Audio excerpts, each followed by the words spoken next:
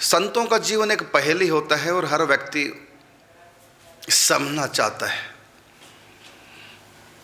लेकिन संत और भगवंत को तर्क के आधार पर, बुद्धि के आधार पर कोई समझ नहीं सकता, जान नहीं सकता।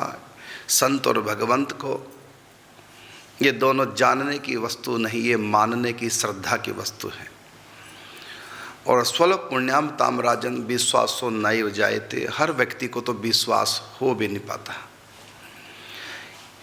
विज्ञान पहले जानता है फिर मानता है, लेकिन ये आध्यात्मिक विज्ञान पहले मानो उसके बाद जानो। यदि मानने में थोड़ा भी कहीं हल्कापन होगा, श्रद्धा में कमी होगी, मानने में कमी होगी, तो फिर हम जान नहीं पाएंगे न भगवान को और न ही संतों को। शिव कुमार केडिया जी की श्रद्धा थी, लेकिन उतनी परिपक्व नहीं थी जितनी संत को जानने के लिए होनी चाहिए। तो कल आप सब भक्तों ने श्रवण किया, बाबा से प्रार्थना की थी कि पूज्य भाई जी की आध्यात्मिक स्थिति क्या है। बाबा ने कहा कि 1 लाख नाम जब प्रतिदिन करें, 1 मास तक बिना नागा, उसके बाद शायद मैं कुछ बता सकता हूँ, वो भी पूर्णांश में नहीं। 1 साल 1 मास तक 64 माला महामंत्र की प्रतिदिन की, फिर पहुँचे बाबा के पास। बाबा ने भाई जी के संबंध में कुछ अपनी अनुभूतियाँ और कुछ जो स्वयं ठाकुर जी ने भाई जी के संबंध में कहा था, सब तो नहीं, अधिकार अनुसार कुछ एक लिख डाली। वो 40 पेज भर गए और केडिया जी को थमा दी। ये रही आंशिक रूप से भाई जी की आध्यात्मिक स्थिति, उनका अंतरंग जीवन। शिव कुमार केडिया जी ने उनको पढ़ा, पढ़ करके विश्वास नहीं कर पाए। क्या किसी मनुष्य की इतनी ऊंची स्थिति हो सकती है? इतनी ऊंचे दर्जे की बातें थी, यद्यपि वो बहुत ऊंचे दर्जे की नहीं थी, फिर भी उनकी दृष्टि में वो इतने ऊंचे दर्जे की बातें थी, उनको शंका हो गई। उन लिखित बातों पर विश्वास नहीं कर पाए कि भाई जी की इतनी ऊंची स्थिति है और उनकी महिमा स्वयं श्री कृष्ण बताते हैं। उनके भी तो श्री कृष्ण लीलारत हैं, तो उनको ऐसा लगा नहीं। सब मिलाकर के सबसे ऊंची बात यही थी उसमें कि भाई जी के भीतर इस समय श्री कृष्ण लीलायमान है। उनके द्वारा कुछ भी होता है तो श्री कृष्ण के द्वारा ही होता है। लेकिन प्रत्यक्ष में उनको नहीं लगा कि भाई जी अंतर्यामी है, भाई जी में साक्षात श्री कृष्ण है, भाई जी की प्रतिक्रिया श्री कृष्ण की क्रिया है, भाई जी की आंखों से श्री कृष्ण देख रहे हैं, भाई जी के हाथों से लिख रहे हैं, कर रहे हैं, भाई जी के मुख से श्री कृष्ण बोल रहे हैं, कुछ भी हो रहा है तो श्री कृष्ण खेल रहे हैं उनके भीतर। तो उनको लगा नहीं। क्यों? क्योंकि उनको नहीं पता कि श्री कृष्ण हैं तो सही, लेकिन श्री कृष्ण ऐसे नटवर हैं, वो ऐसी लीला नहीं करते भाई जी के भीतर रह करके। वही लीला करते हैं, भाई जी का जैसा स्वभाव वैसी अब भी स्वभाव है, भाई जी की जैसी वाणी वैसी अब भी वाणी है, भाई जी का जैसा भी वक्तव्य वैसी आज भी है। और भाई जी बीमार है तो आज भी है, भाई जी को कई बातों की चिंता होती है तो आज भी है। तो ये सब बातें देख करके लगता है कि भगवान क्या कभी चिंता करेंगे, भगवान क्या कभी पूछेंगे कैसे हो। और कितनी बातें भाई जी को पता नहीं होती, पूछते हैं तो ग्रंथ पढ़ते हैं, तो भगवान ग्रंथ पढ़ेंगे, भगवान को तो सब पता है। वो ये भूल गए कि श्री कृष्ण तो भीतर हैं, सब लीलाएं कर रहे हैं, लेकिन कर तो भाई जी के मार्फत ही रहे हैं ना, नर लीला के मार्फत सब काम कर रहे हैं। यद्यपि उनमें अंतर्यामीपना सब कुछ है, लेकिन इस समय लीला वो नहीं करे, लीला कर रहे हैं भाई जी के अनुसार, जैसा भाई जी का जीवन, जैसे भाई जी की विचारधारा, जैसे भाई जी का वक्तव्य, सब कुछ वही कर रहे हैं। भाई जी बीमार है तो भाई जी दवाई भी खाते हैं, अब उनको लगता है कि दवाई खाते हैं तो भगवान फिर दवाई क्यों खाते हैं।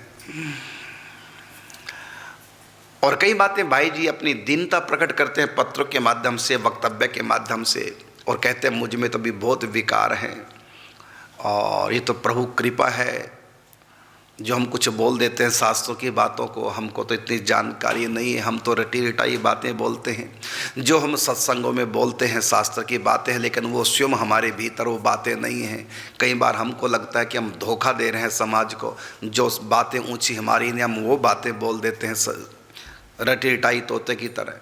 हम में तो वो बातें नहीं हैं। तो इस प्रकार के भाई जी के प्रवचन होते थे, वो सुनते भी थे। यदि इनके अंदर साक्षात भगवान है तो ऐसे क्यों बोल रहे हैं, तो इस प्रकार उनको लगा। लेकिन बाबा झूठ लिखेंगे इस पर भी उनका मन नहीं मानता था। ये रहस्य क्या है। अंत में सोचा कि क्यों ना भाई जी से पूछ लूं। और वो 40 पेज लेकर के भाई जी के पास पहुंच गए और भाई जी को पूरी बात बता दे, किस प्रकार आपकी आध्यात्म स्थिति जानने के लिए जिज्ञासा की थी पूज्य बाबा से। बाबा ने 1 मास का अनुष्ठान बताया, 1 लाख नाम जप प्रतिदिन करना, और मैंने किया। फिर बाबा ने 40 पेजों में लिख करके आपके बारे में दिया है। तो जो इसमें आपके बारे में लिखा हुआ है ये सत्य है कि बाबा के मन की उड़ान है। भाई जी ने 40 पेज लिए, एक एक करके भाई जी सारे पढ़ गए और सारे पढ़ करके वापिस लौटा दिए शिव कुमार केडिया जी को। और ये कहा कि देखो बाबा विरक्त हैं, सन्यासी हैं, हमेशा भाव राज्य में रहते हैं। जागतिक व्यवहार की तो बाबा को सुध नहीं रहती। बाबा सन्यासी हैं, भावुक संत हैं, दिन रात चिंतन में रहते हैं। तो बाबा की दृष्टि में तो सभी भगवान हैं। मुझको क्या, बाबा तो सभी को भगवान मानते हो, तो आपको भी भगवान मानते हो, तो सभी को भगवान। सिया राम मैं सब जग जानी, करहूँ प्रणाम जोर जुग पानी। तो मेरे बारे में यदि बाबा ऐसे कहते हैं तो ये बाबा का तो विचार सभी के लिए होता है। आपने मेरे बारे में पूछा तो बाबा ने ऐसा लिख दिया, इनमें साक्षात श्री कृष्ण है। आप किसी और के बारे में पूछते तो वो भी तब ये लिखते इनमें साक्षात श्री कृष्ण है। तो बाबा की बातें तो बहुत ऊंचे दर्जे की हैं। तो बाबा तो सभी में श्री कृष्ण देखते हैं और बाबा की दृष्टि में तो सभी श्री कृष्ण हैं। जो भी कुछ दिखाई दे रहा है बाबा की दृष्टि में सब कृष्ण ही है, और जो कुछ हो रहा है बाबा की दृष्टि में सब श्री कृष्ण की लीला ही है। तो ये तो बाबा की भावुक मन की बात है। रही बात मेरी, मुझ में सब कुछ नहीं है। आप भ्रम में नहीं आना, मुझ में सब कुछ नहीं। मैं तो एक साधारण गृहस्थ, साधना करता हूँ जितनी बनती है, विकारों से सना हूँ, प्रयास करता हूँ कि हमारा जीवन भी संतों जैसा हो। पता नहीं इस जीवन में ऐसा होगा कि नहीं होगा। इस प्रकार की बातें कह दी और लौटा दिए 40 पेज केडिया जी को। उसके बाद बाबा के पास गए भाई जी और बाबा से बोले कि स्वामी जी, अनाधिकारियों के आगे इतनी कृपा नहीं बरसानी चाहिए। हर व्यक्ति इतनी ऊंची बातों को हजम नहीं कर पाएगा। सबका ऐसा अधिकार नहीं होता, सबकी ऐसी परम सात्विकी श्रद्धा नहीं होती। जो परम सात्विकी हैं उनको तो बताने की भी आवश्यकता नहीं, उनको स्वयं श्री कृष्ण जैसे आपको अनुभव कराते हैं उनको भी करा देते हैं। बताने की आवश्यकता क्या है। देखो आपकी बातों का रिएक्शन हुआ उनके ऊपर, आपकी लिखी बातों पर उन्होंने श्रद्धा नहीं की है। इसलिए अनाधिकारियों के आगे सब लिखना नहीं चाहिए, कहना नहीं चाहिए। ये अंतर जगत की वस्तु है, इसको जितना हो सके गोपनीय ही रखना चाहिए। स्वीकार कर लिया और कह के भाई जी वहाँ से चले गए। फिर बाबा ने केडिया जी को बुलाया। श्री कुमार केडिया जी आते हैं और कहा कि आपको जो मैंने 40 पेजों में जो लिखा था, एक बार मुझको देंगे, एक बार मैं उसको देखना चाहता हूँ और उसमें कुछ संशोधन करना चाहता हूँ, कुछ परिवर्धन करना चाहता हूँ, कुछ उसमें परिवर्तन करना चाहता हूँ, कुछ करेक्शन करनी है। ठीक है बाबा, लाता हूँ।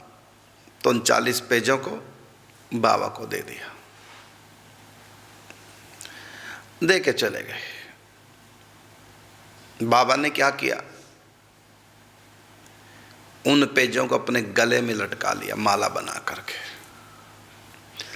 बाबा के कंठ में पहले भी कंठार भाई जी का चरित्र था। ठाकुर जी की 80-85 के लगभग वाणियाँ थी जो प्रतिदिन ठाकुर जी आकर के बाबा को बताते, बाबा उनको लिखते, लिख करके कहीं डायरी में कहीं उसमें रखते नहीं थे, बल्कि उन कागज़ों को अपने गले में हार बना करके पहना करते थे, गले में रखते थे।